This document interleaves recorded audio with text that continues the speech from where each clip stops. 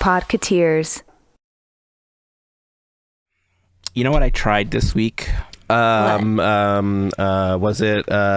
You both know, actually. What was it? Did you try? I don't know. Tacos. Tacos are an always try thing. Oh, okay. Do you have? So before I tell you the other thing regarding tacos, I know I have kind of a litmus test for whether or not a taco place is good, but my tastes are slightly different. Do either of you have like a test order from a new place that you go to that has tacos to help you determine whether their tacos are good or not? You know, that's actually, it's because we judge very, very harshly. Because, you know, Taco Bell exists. It's like, So, yeah, like if I see a place and if they have some, why not try it?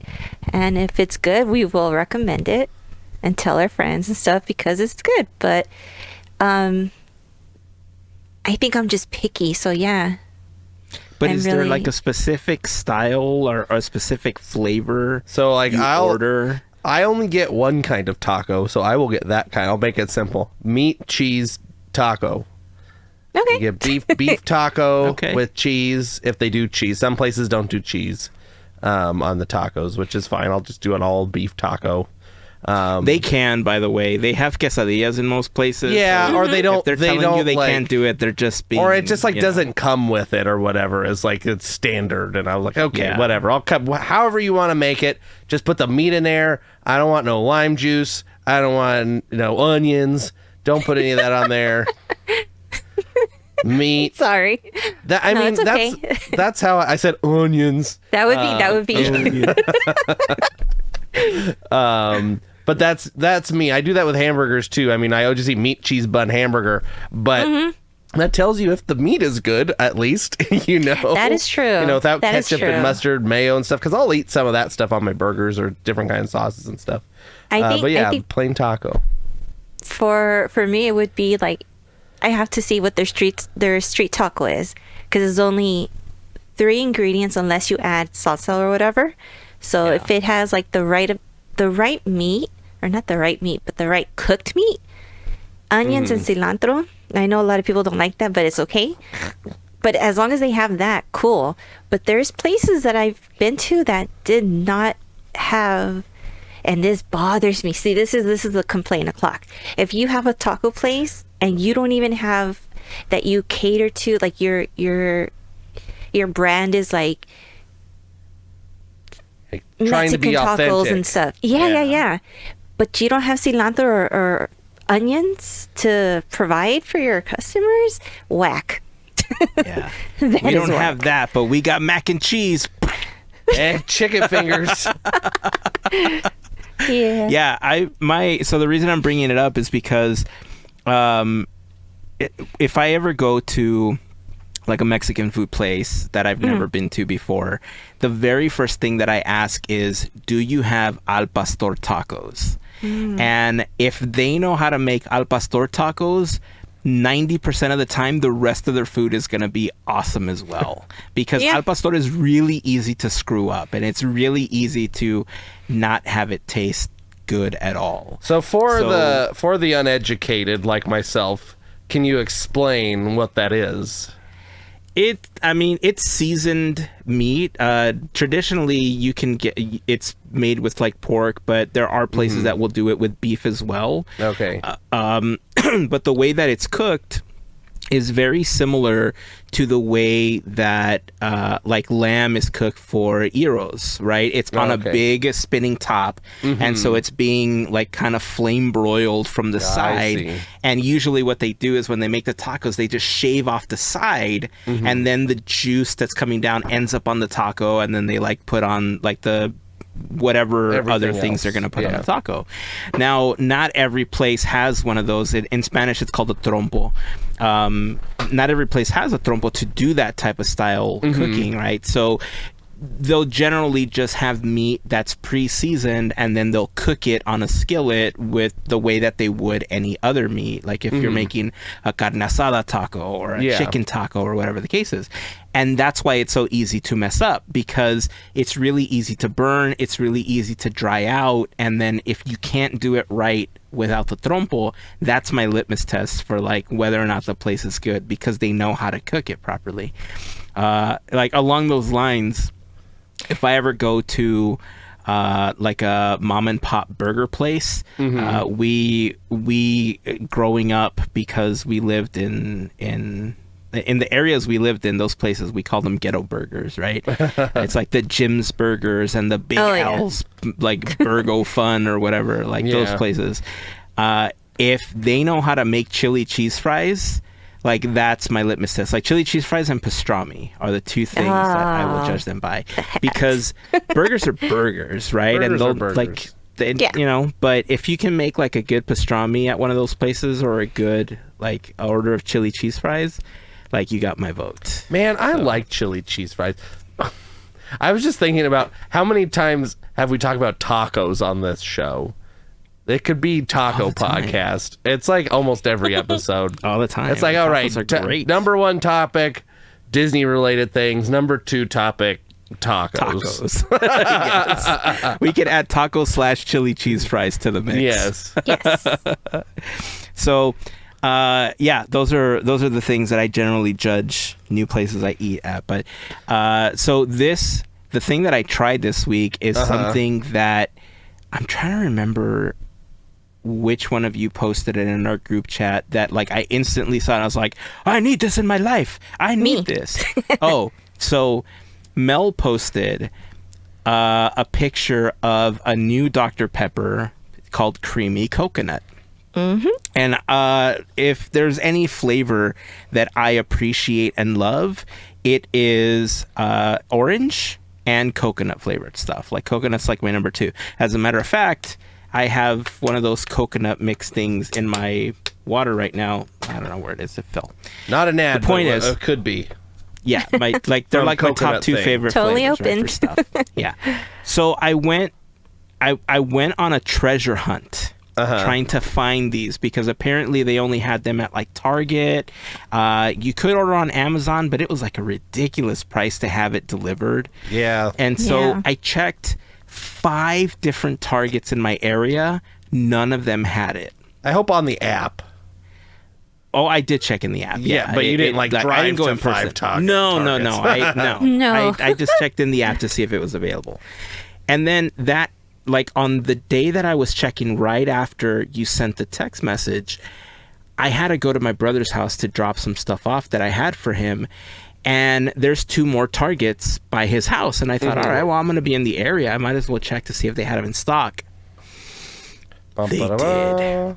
Not only did they have the regular one, but they had the 0 as well.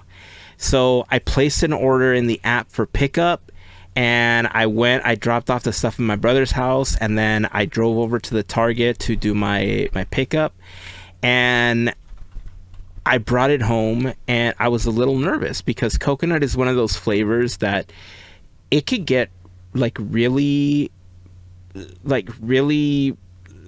it could be bad. It could be sunblock. It could really chemically. Yeah, it could taste like banana boat, sunblock, depending on what you're like eating it in, right? And I was very, very surprised. Like I did the regular Dr. Pepper first. It was nice and subtle, actually. It tasted a lot like Dr. Pepper. The coconut was really subtle in the regular one.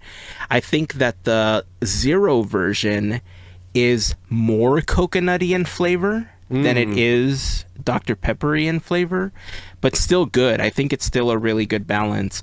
So if you like coconut and you like Dr. Pepper, go try to find this. I think they sell it in bottles as well if you don't want to commit to like the 12 pack or whatever, but I have kids that drink soda, so it didn't go to waste. Nice. They're enjoying it as well. So thank you for posting that. You're welcome. It was quite an adventure, and if you have an opportunity, I think each of you should at least try getting a bottle of it to try it. I will say that of the 2, I know, Andrew, you're not big on the zero. I know you're not big like on the like you want the traditional here's my one. thing.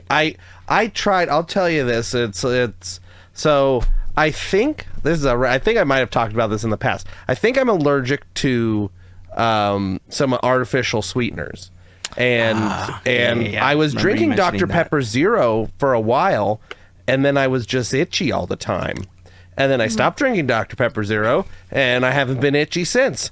So it's either the aspartame or sucralose or one of those things. So that's why I stopped drinking the that and the Mios and stuff, because I was itchy all the time. Random fact. So I thought the Dr. Pepper Zero had a great taste. Like, it was like 90% Dr. Pepper, and I can do 90% Dr. Pepper. That's just fine. So I'm sure I could have one here or there and it would be fine, but having it all the time was a little too much.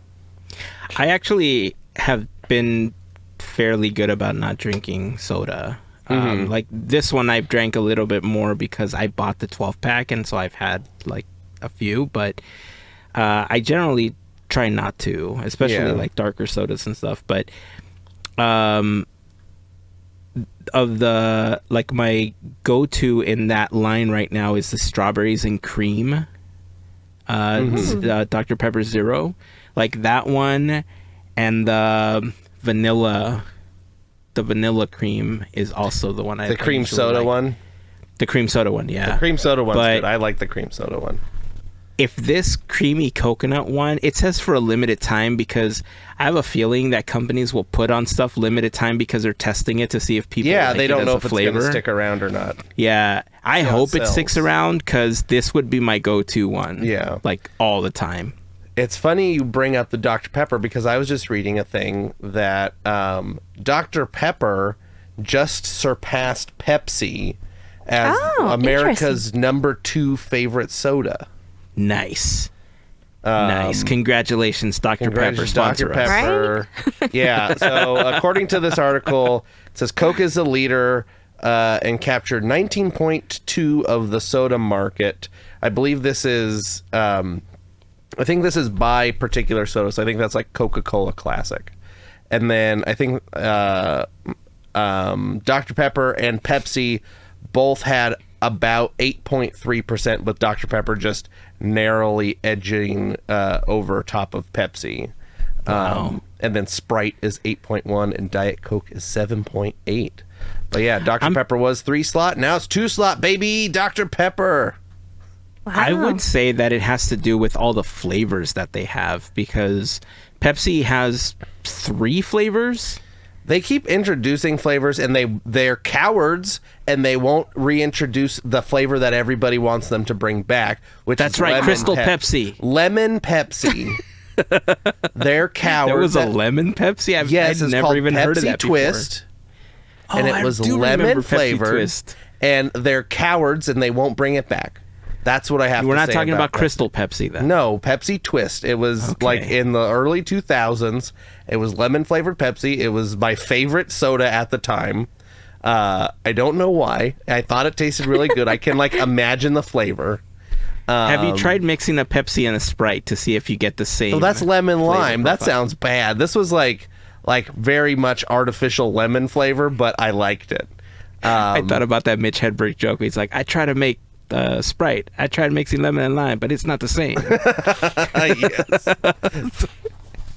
I don't know what Sprite is, but it is not that. Something like that. But yeah, so Pepsi is coward.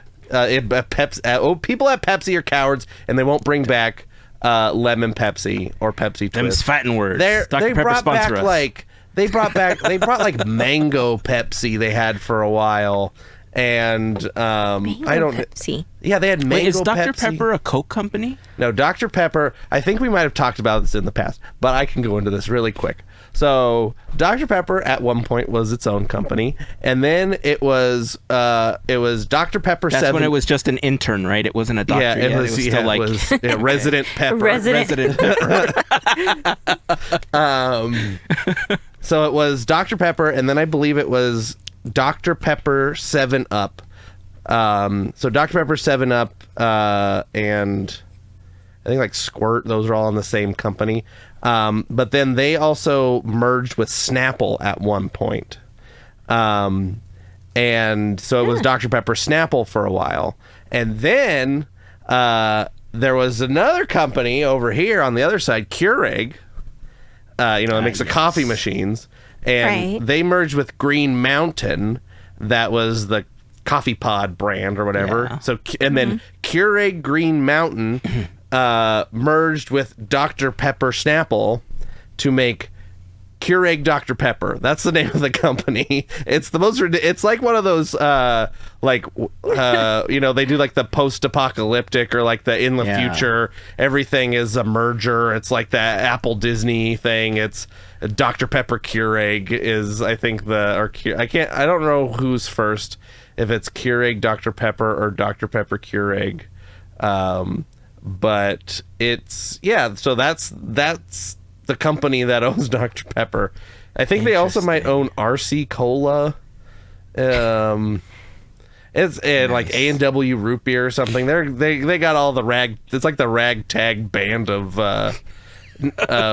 folks over there. It's the Lost Boys of soda. It's the Lost Boys of soda. RC Cola and like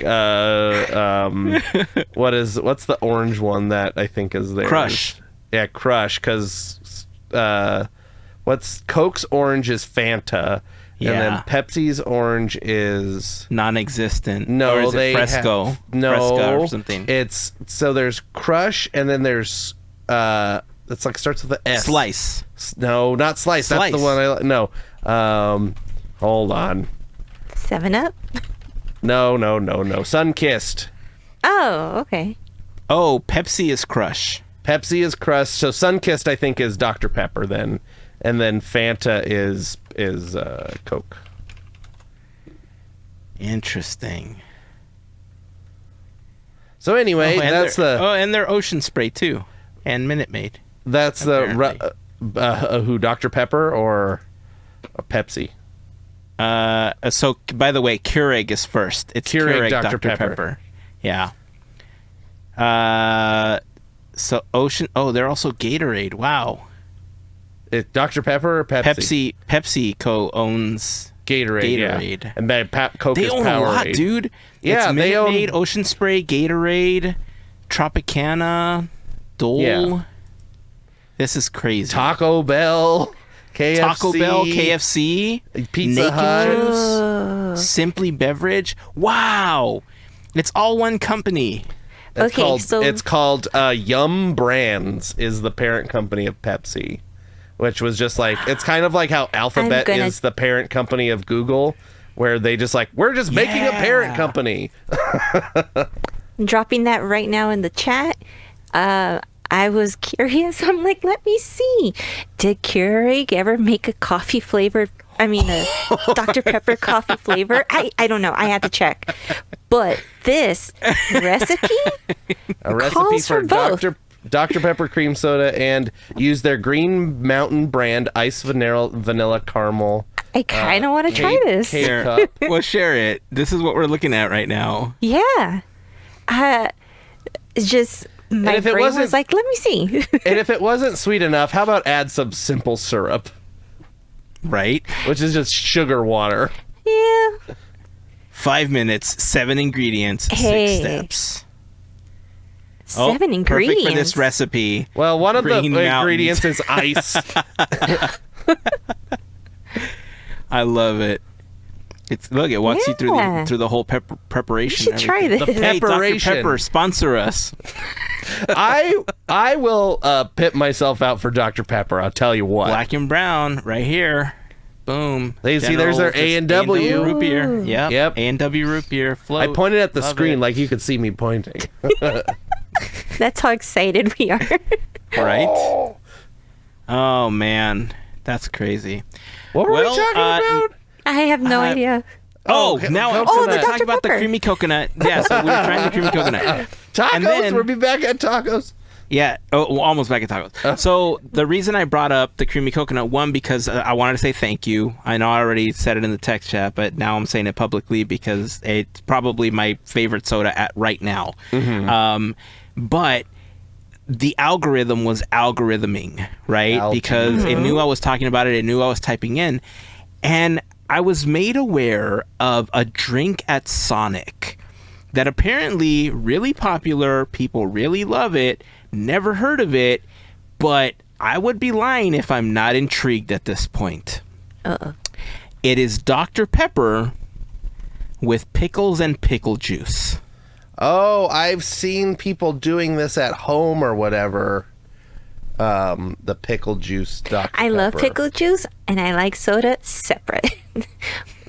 Yeah, there's a lot of videos, and people are like, I don't like pickles. So that can just get thrown right in the garbage. I'll tell you what. It's just like toss. It could be good. I don't care. It could be fantastic. I'm not drinking. It. Well, you try it, and then you tell me, and then I still won't. I will. I will You not do that, have and I'll the do the guts coffee. to. And then I'll just. I'm still going to try the coffee. Complain about my Pepsi Twist not being around while you guys are doing that. Okay, I like it. I'll let you know. If I remember this Pickle weekend, pepper. I will try to go to Sonic, and I will get one and tell you what it's like. I haven't been to Sonic in forever. Yeah. They have a that couple. big old long chili dog you can get at Sonic. Not anymore. What? Yeah. Well, that tells you they don't have the big long dog? I mean, I haven't seen it on the menu in a while. There was two things that I liked to get at Sonic. One of them was the foot-long coney. Yeah. And then the other one was the Chicago dog. And the Chicago dog's been off the menu for a while, and I haven't seen the coney, like the foot-long coney, in a while either. So I don't know if they have it anymore. Now they just have really dry burgers. Let's see. And that's hard Sonic's- to do when let's see. when your buns are Texas toast. So Sonic get on it, $1.99 Sonic. Fix that. foot-long coney limited time offer. Yes. Oh wait, is it limited time? They brought it back, or I don't limited time know, or it's if on it's sale?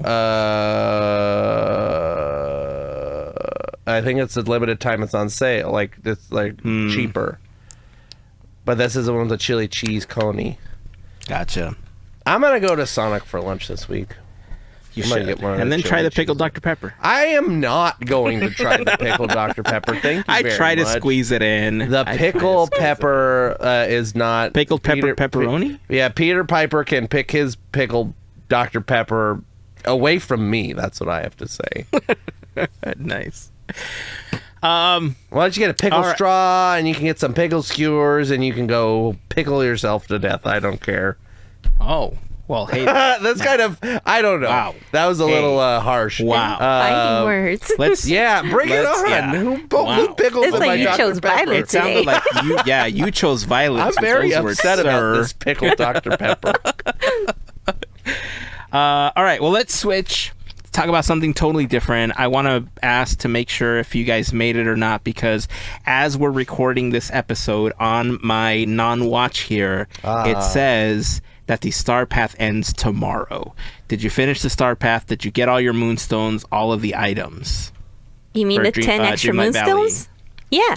Yeah, They changed that for sure. they did. Yeah, you used to be able to get like a bunch of extras on Yep. top of it. I have 2 crabs to get left, and then I'm finished. It finishes. What does it say? Is your game running right now? 7 hours and 52 minutes left. Okay. Yeah. 6 o'clock.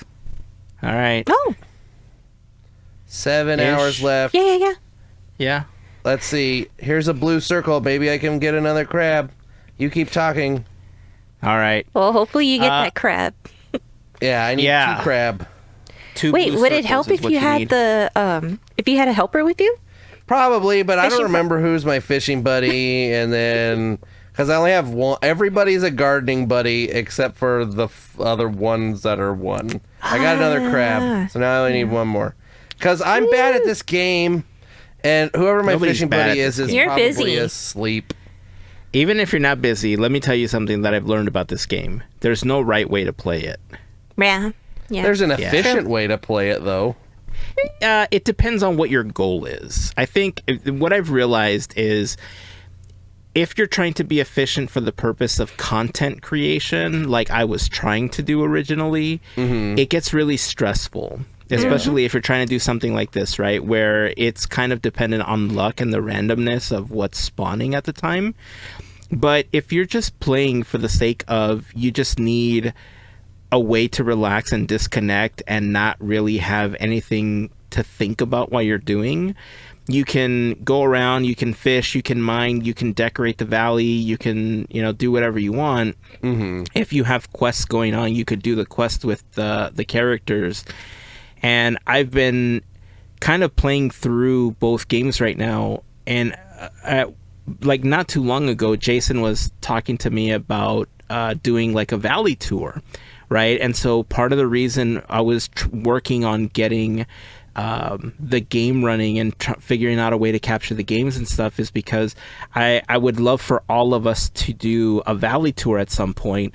But I know that we're not currently set up to be able to do like valley tours, the way that we have it right now.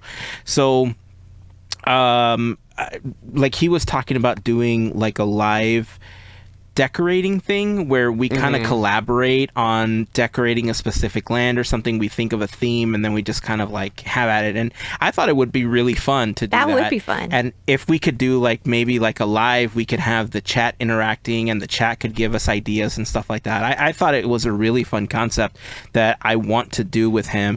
Want to do it with both of you, because our valleys are all very vastly different. But I ran into this weird issue where I've gotten to the point where I've kind of completed a lot of the quests in both of my games, right? Like my main and my alt account.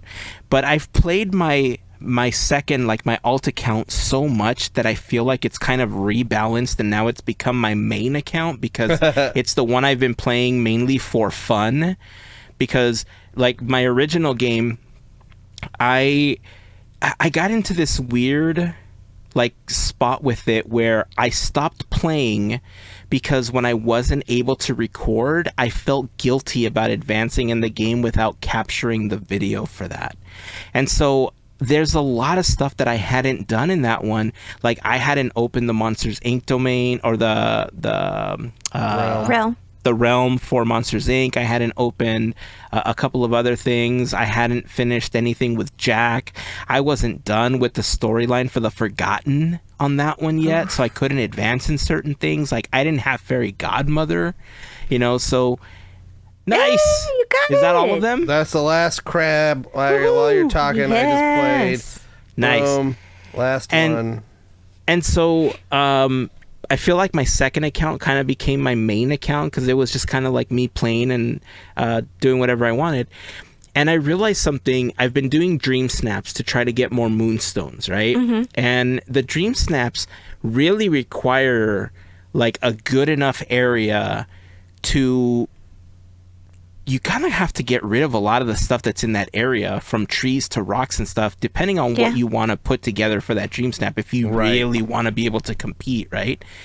And I ran into this weird thing where I thought, I've been playing this game for so long that I kind of like the way the valley looks, that I don't want to change it. And I thought, but that's dumb because that's kind of the purpose of the game, to make it your own and not make it look like it was originally. And I've already kind of messed up certain areas by adding my own things. And Andrew showed me his Toontown area in his game. And I thought, man, I've been wanting to do this Toontown thing for a while as well. And I think I'm just going to have to bite the bullet and just say, screw it. I'm just going to decorate. I'm just going to level some stuff out. And come just to the dark side. Just have For real. some fun. For real. Is that what video games are supposed to be about? Fun? Yeah. I don't know. Yeah. I mean, I guess they have that element of stress depending on what you're doing. Yeah, right? okay. And finished. Now I play this do now. not... I have a newfound respect for the content creators, for especially the games like this and Speedstorm and stuff like that, that make content on a daily basis for the game. That's ridiculous. Or stream every day. Yeah. I have a newfound respect for them, because even editing a video or even editing like a small clip or something it's taxing, you know? So to have to do it every single day, whew, any streamers that that play on a daily basis, regardless of the game that you play. I tip my Disney adult hat at you, because I'm not wearing the Disney adult shirt today. No. Today is Nice. the Podketeers Club shirt. Any wrestling fans know that the Bullet Club was a thing. This is modeled after the Bullet Club t-shirt. And I even had like the Bullet Club side logo as well. I thought that was pretty cool. But yeah, it doesn't match today. Maybe I need a Podketeers Club hat. There you go. Maybe that's... Ooh. Maybe we need a Podketeers Club. I guess that's the FGP. I mean, technically we have one. Yeah, right we have here. a logo. Podketeers Club. Come join the Podketeers Club. That's the FGP Squad. I guess it would be the FGP Squad, right? Yeah, they're the club. You're right. Well, I mean, I guess there's no better time to talk about them than now, since Andrew brought them up. What was I you remember when I was calling them something, and then I forgot, and I said I'm going to call them Squadketeers. That's what it was. Yeah. They're the Squadketeers. Remember I was calling them that for like 2 weeks, and then I gave up on it? I'm bringing it back again. Because I remember, I should write it on this sticky note that I also wrote Complain O'Clock on, so I wouldn't forget about Complain O'Clock. That's becoming a regular segment. So the FGP Squad is a group of listeners that we call our podcast Fairy Godparents, but they called themselves the FGP Squad because it's easier to hashtag. And they help us out with a monthly contribution via Patreon. If you would like more information on how to join the FGP Squad family, we invite you to go to podketeers.com/FGP. There you will find a link to our Patreon, some information about what the FGP Squad is all about, a list of some of our top contributors. But being a part of the FGP Squad family gets you some additional perks like exclusive discount codes for new Podketeers gear, additional content that we've uploaded to Patreon, random giveaways, access to our happy hour calls when we get an opportunity to do those, and more. So if you have any questions, please feel free to reach out to us. We'll be happy to answer any questions that you might have. And of course, to all of the members of the FGP Squad, we just want to send a huge thank you for your continued support. Speaking of links, another place we would invite you to go check out is podketeers.com/links. On that page, you will find some of the links that were asked about the most, including our latest episode, a link to the Quizneyland playlist, our link to our Discord channel, a link to the FGP Squad page. Usually, if we're fundraising for something, you will also see our Teamboat Willie fundraising efforts here as well. You will also find a link to the Armchair Imagineering playlist, and of course you'll find a link to our YouTube channel and Larry's YouTube channel, Goofy Guys Adventures. If you like to see streams from the park, we would recommend signing up for Larry's channel, subscribing to it, because he goes live about 2 or 3 times a week right now. He does it on Instagram as well. You could get alerts whenever he's going to go live there. But yeah, podketeers.com/links is where you will find those commonly asked for links. And that's it for now, until I have more stuff to advertise. Like our new sponsor, Dr. Pepper. And the Podketeers Club shirt available at podketeers.com/gear. That's who should have the pring. Right? And here's the link right here. Buy now. Buy now. Right. Hey, it's for horses. There's a couple of other things I wanted to bring up. One is totally not Disney related, but I just thought it was kind of fun.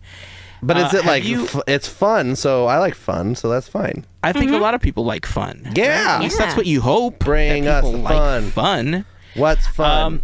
Are you familiar with Me Too TV? Not Me Too TV. It's like it's Me. I think it's Me TV. Are you sure it's me? It's Me TV? It's not Me Too. That's the like thing where like people. Oh, you're right. You're right. That was the. Yeah, you're right. Me Too That's movement. the calling people out for bad things movement. Yeah, right. No, it is Me TV. You're right. Me TV is the like I think it's like digital over the air, and they might have streaming channel too. But they were showing like. I don't know, like Lucy, and they show like everything from like I Love Lucy up to like Everybody Loves like Raymond, Nick at Night. and like in between. It's like Nick at Night, but a whole channel. Well, the reason I'm bringing it up is because I just brought up the page. You're right. It says Me TV right there. So Me TV is getting an extension channel called Me TV Tunes. And Me TV Tunes is going to be showing 24 hours of Flintstones, Popeye, Smurfs, the Jetsons, Rocky and Bullwinkle, Casper, Tom and Jerry, Bugs Bunny and Friends. So a lot of the Hanna-Barbera stuff, a lot of the Warner Brothers stuff that you would commonly see maybe on like Cartoon Network or Boomerang, is now going to be available on this free channel. Awesome. Apparently, it's going to be part of like Roku TV at some point, and some of the other like free like over-the-air services. On this website, they have like the schedule of what's going to be coming up first, like Captain Planet, Police Academy, the animated series. Here's Beetlejuice, huh? Yeah. Oh, I'm sold. This is a really good. Right? It's a really cool lineup. Wacky of Races, these old that's cartoons. a good show. I like the Wacky Races. Yeah.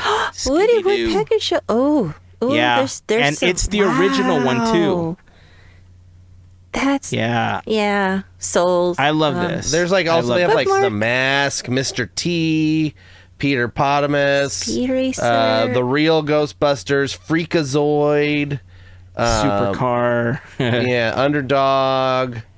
Wait till your That's father gets cool. totally tuned in, just like Tom and Jerry, Speed Racer, Scooby Doo, So I love it. Inspector Gadget, like everything, like all the. this classics. is something that like this generation should watch or should see, and this is crazy. This is cool.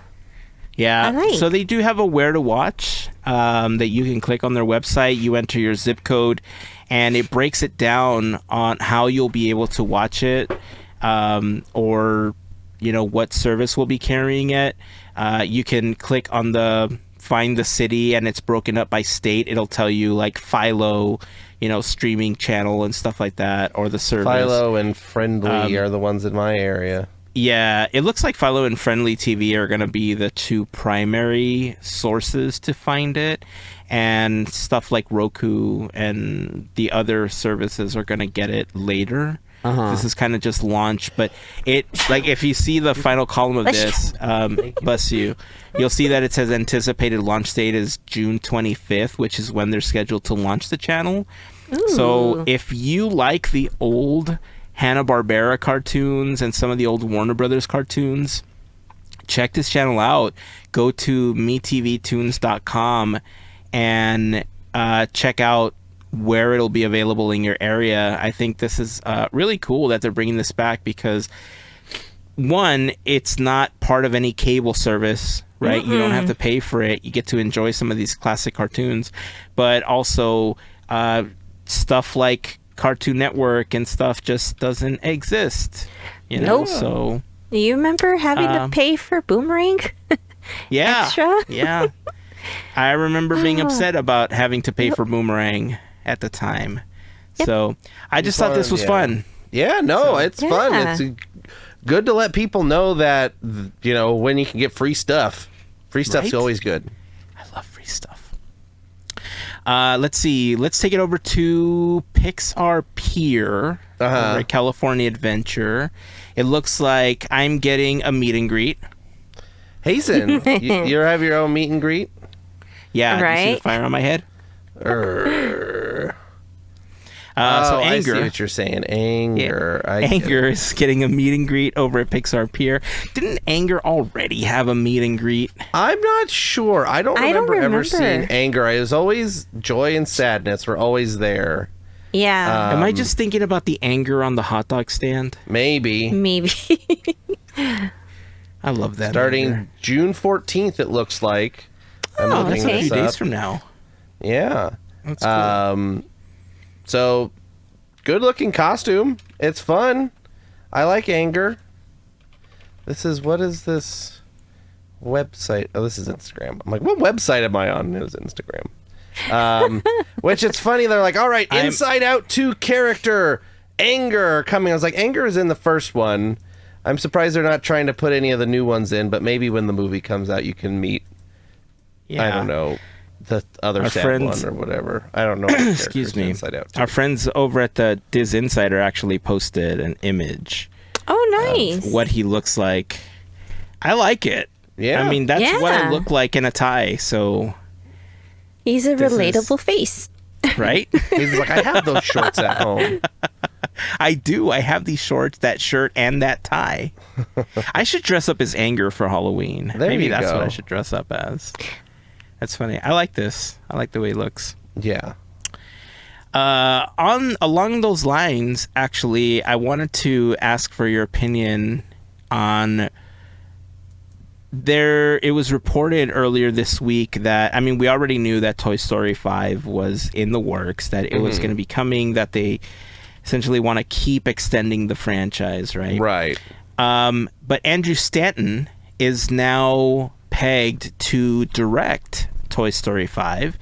Andrew Stanton has a good legacy of films with Pixar. He did WALL-E, Finding Nemo, Finding Dory, A Bug's Life.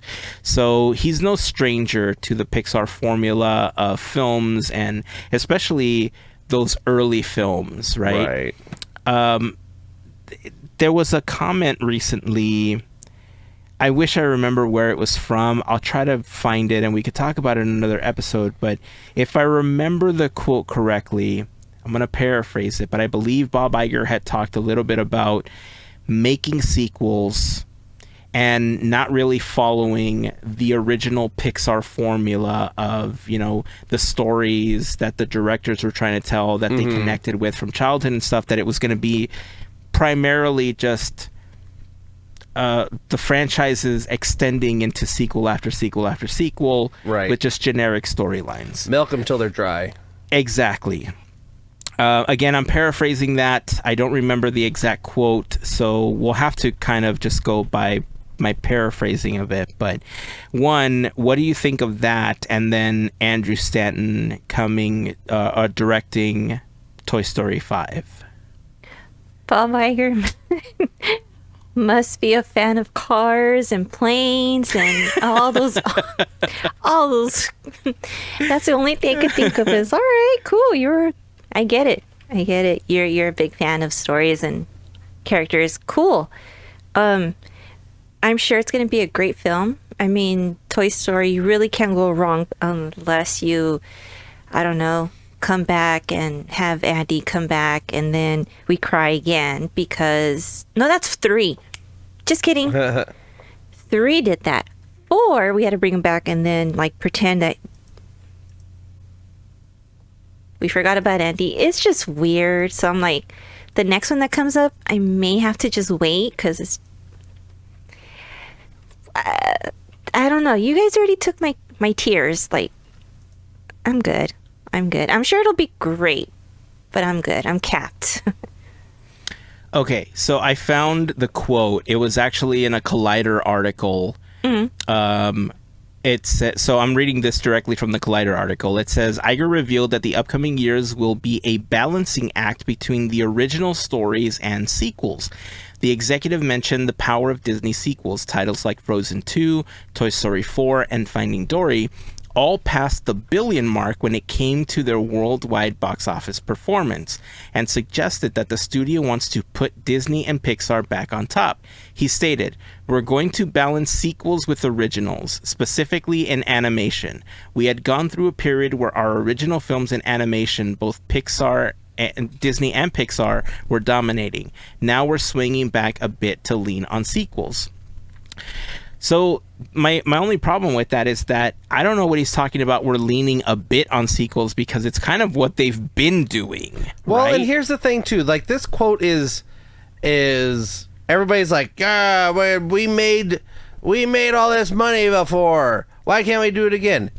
The pandemic happened. Everything's different. Nothing's been the same. Movies haven't been the same since the pandemic. Box offices have been all over the place. There was a run there for like 5 years where every Disney film that was in a franchise made over $1 billion, or almost every one. It was bananas.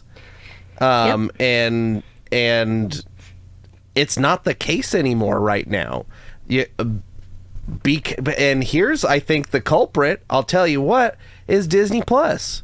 They shot themselves in the foot. They're like, well, you know what? There's new Toy Story out, or we'll just wait 6 months and we'll show the kids on Disney Plus. We already pay for it. Why am I gonna go to the movies like you talk about all the time, Heyzen, dragging the whole family to the movies and paying for the popcorn and finding the parking and the sodas and the whatever, and you're out a couple $100, for just a family of 4 at the movies when you could just wait a couple months and see it on Disney Plus. That's I think that's the streamers. While I'm a huge fan of having the content and stuff, it's hindered the box office. And I'm sure the theaters, the theater owners, and they understand that. They know they're putting their blame on the streaming thing. But yeah, it's you can't have it both ways, right? You can't be like, all right, we're going to have all this content and it's all going to be on streaming, but also we want to make $1 billion worldwide on all these movies per film. Yeah. It's like, you can't have both. Like, I'm not even in the movie business, and I know this. Like, it just seems very obvious, and I think it's, I don't know if it's just seeing the forest for the trees or whatever, I don't know.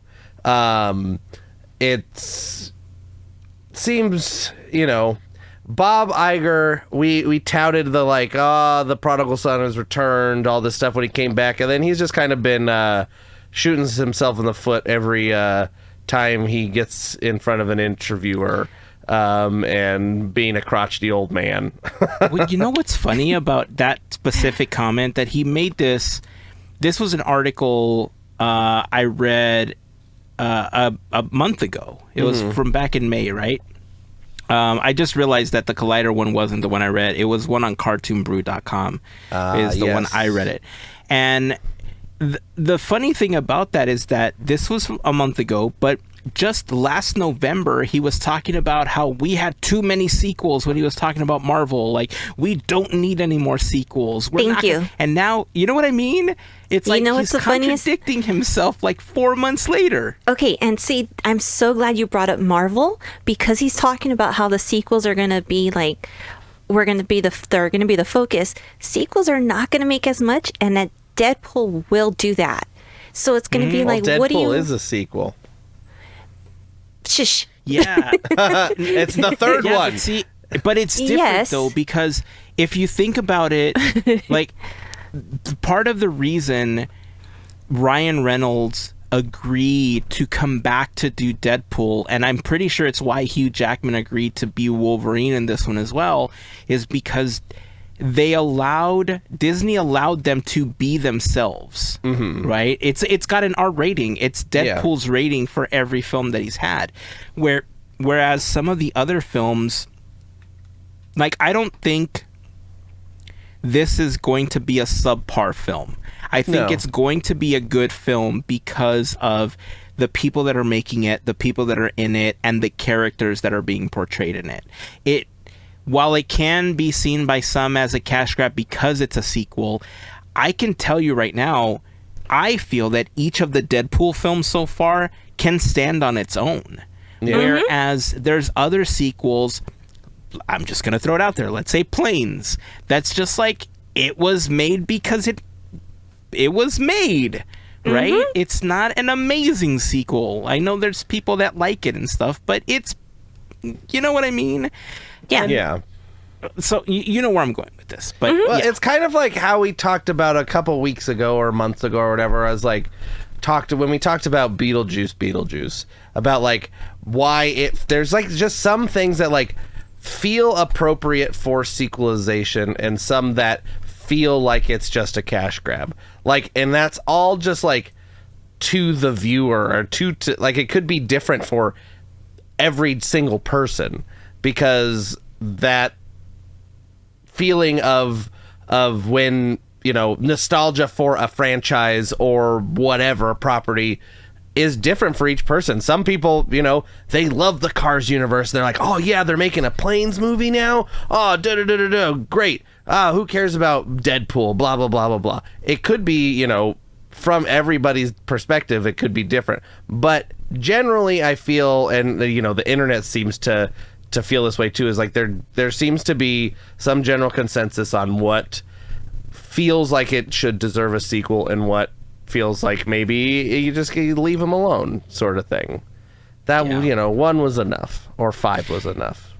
And also with Beetlejuice, like, so much time has passed. Right. That I think the nostalgia factor really helps boost it as something that people really want to see.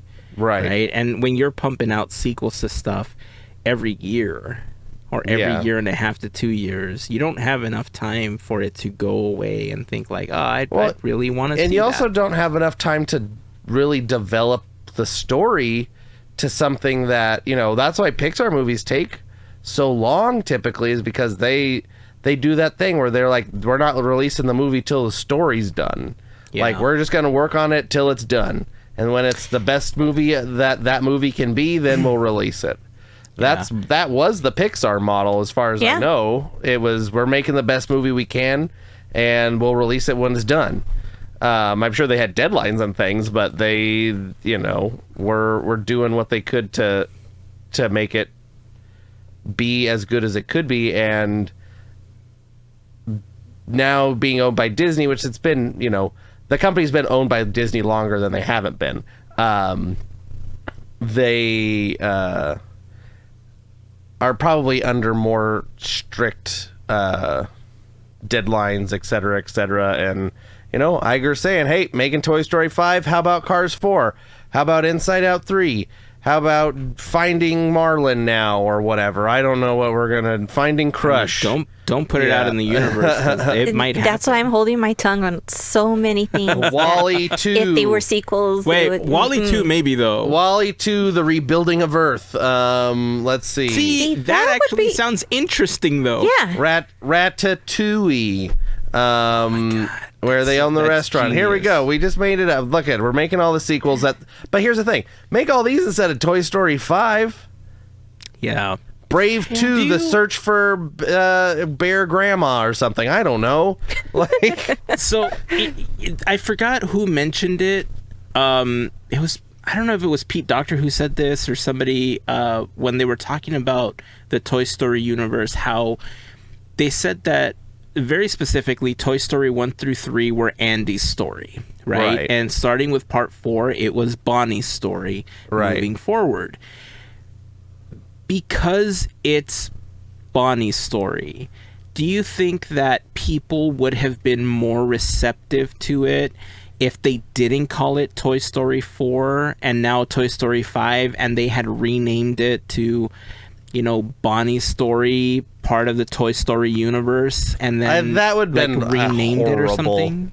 I think. I mean, that's a horrible title. Well, yes, no, but I just think I think people would be pissed off either way, but I think people would be more pissed off that you have all the same Toy Story characters in some other movie that's not Toy Story branded. It would have to be more like Toy Story : Revenge, or what, like, instead of like Toy Story 4, it'd be Toy Story : The Search for More Money, or whatever. Like the search for Isla Tortuga. They're all pirates now. Yeah. The Toy Story and the Curse of the Black Pearl. I don't know. I mean, they could take the Lego route. They could. Yeah. Where Lego does every other film. Or the Muppet model, where we're just having Toy Story characters acting out other movies. I mean, it's the Toy Story characters doing It's a Bug's Life. Oh, that'd be cute. The Pixar characters as Lightning McQueen. Ka-Chow. To infinity and Ka-Chow. Ka-Chow. Anyway. That's what I'm going to name this episode. To infinity and Ka-Chow. But to answer your question, I think I'll probably still see this in the theaters. I wouldn't be surprised. I like Toy Story. I like Tom Hanks. I like the general cast of Toy Story. I think they do a good job. And I think that they, even being assigned, hey, you're making another Toy Story, I do think that the people over at Pixar really do care and are trying to put out the best thing that they can. So Given I don't the restraints that they yeah, have. I don't think they're gonna slack off and just be like, oh yeah, dust off some of that old stuff that we had left over from Toy Story 2 that's been laying around. Yeah, we'll do that. And then wasn't there something else? And then it's King Arthur 2. I don't know. And they're gonna do what Pixar does and make a good movie. Like, I haven't seen a bad Pixar movie. I've seen ones that aren't ones that I particularly care for, but I wouldn't call them bad. Yeah, I agree. So, in the animation space, there's been, for a while now, there's been a lot of talk about AI, writing scripts, and that was the whole purpose of the strike, AI being used to replace writers and stuff like that. And especially this last week, there's been a lot of talk on Instagram because Meta decided that they wanted to train their new AI models on existing art and content that people are uploading to Instagram. So there's been this huge mass exodus of artists going over to Kara. That's the platform that they're all going to. And I think I'm going to set up an account over there as well. I haven't posted, honestly, I stopped posting my photography stuff long before I wasn't able to go to the parks anymore. And a lot of it had to do with the fact that the algorithm on Instagram was garbage, right? Like, it went from when it was the people that you were following and were following you would see your post to people wouldn't see my post at all. Right. Like, I would post it and the curation was all weird. And when Meta really started pushing the monetization of Instagram, unless you paid to boost that post, you weren't going to be seen by even the people following you, Right. And so I just stopped posting for the most part. And the reason I'm bringing up the whole AI thing again is because I don't know why, but this idea of training more models on this existing art got me thinking about where the animation industry I hope doesn't end up, where part of the reason we don't do AI for humans is because it can't replicate humans very well, right? It can generate video that looks pretty well when it's scenery or architecture, sometimes animals, but when it comes to humans, there's that uncanny valley, to them, but then there's 6 fingers or 7 fingers on a hand and stuff, and usually there's some pretty good giveaways that it's AI. But you know where that doesn't exist? In animated characters, especially ones that already have existing 3D models, like Toy Story, for instance, right? And so I hope we never get to a point where they're feeding AI these models and saying, here's where here's all the stories that we've told before, here's all the shorts, make a new film. And AI would be able to create a Pixar film, right? And that worries me, obviously, because it would put a lot of writers, a lot of artists, a lot of animators, out, from having a job. But I don't know, that this week, that's been really on my mind because of what's happening on Instagram, and I don't like it. So the part of why I'm happy that Andrew Stanton, I know I asked you this at the beginning and you haven't answered, but I'm happy that Andrew Stanton is directing Toy Story 5, right? And not that I think John Cooley didn't do a good job with Toy Story 4. I think Toy Story 4 was good for what it was. I think it progressed the story in the way that they wanted it to. I think it was a good film, as a standalone Toy Story film. But I think Andrew Stanton knows the legacy of Pixar, and I think he knows the legacy of where the Toy Story franchise began. And I think, at least I'm really hoping, that he's able to bring some of the heart that some people feel has been missing from Pixar films in the last set of releases, especially Disney films, right? And that's why I brought it up, really, because I'm actually happy that Andrew Stanton is directing this one. Am I happy that it's a Toy Story 5? No, we should stop already. But I'm at least happy that Andrew Stanton is doing it. Yeah. And I mean, it's been a while. Finding Dory was his last one that was released in 2016. So I mean, it's been 8 years, and from now, and Toy Story 5 doesn't have a release date as far as we know. So it'll be 10 years probably at least since he directed a film. So yeah, it's about time. Yeah. Let's see. Let's talk about a film-related attraction for a second, because last week we talked about the opening of Tiana's Bayou Adventure. We were able to go through the attraction thanks to Disney posting the POV of the attraction over at Magic Kingdom. And then I yelled at a bunch of people. Yes, but there was a very interesting video that popped up. Who was this? It was user Gino Radio that posted this. Who sent this? Andrew, did you send this to us? That was me. Yeah, I saw this on Instagram. It's looks like they're doing some filming for publicity, and they had the whole cast there at Walt Disney World riding the Tiana's Bayou Adventure. One of those people was Mama Odie herself, Jennifer Lewis, and it looked like the boats got a little backed up, and so they started singing together. Jennifer Lewis in the boat in the front with her plaid and stuff, and then a boat of people behind her. They start singing. I guess you can play the video, I guess.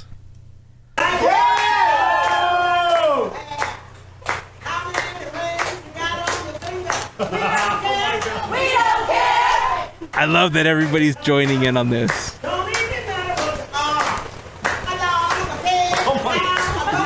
I feel like gotta bring it.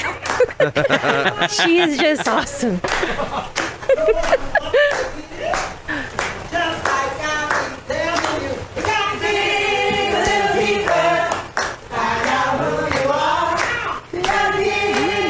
So cool.